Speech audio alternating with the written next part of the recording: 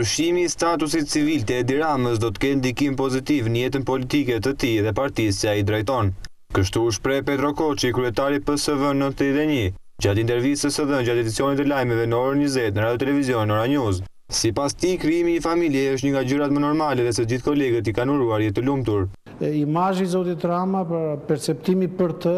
do të ketë zhvillime pozitive dhe që patjetër kjo do të ndikojë dhe në planin politik dhe elektoral,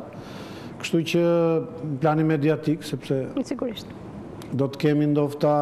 shpeshherë zotin Rama në rolin e politikanit, shoqëruar nga bashkëshortja, kështu që kjo është një gjë pozitive. Sidomos në rastin e zotit Rama është vërtet një ngjarje pozitive, sepse thash, ky ka qenë një aspekt shumë i kritikueshëm. Pra, mënyra se si ai ka organizuar jetën e vet deri tani, kam dëgjuar sidomos nga mediat që kanë qenë kundër zotit Rama, që në fillim shkrime pafund, analiza lidhur me martesën e tij të parë apo me jetën e tij të mëpasme.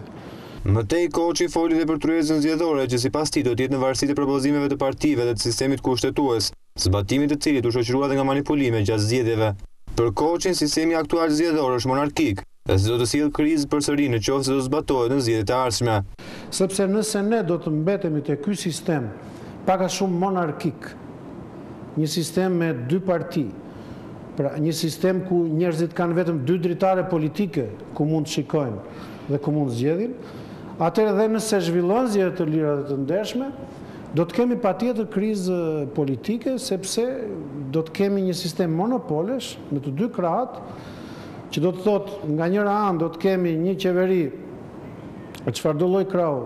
të jetë që do të sundojë gjithçka, po ashtu pastaj në jetën ekonomike të vendit, po ashtu dhe në ndikimin e vet në media, do të kishim pra një realitet ku nuk do votoj asnjëherë gjykata administrative,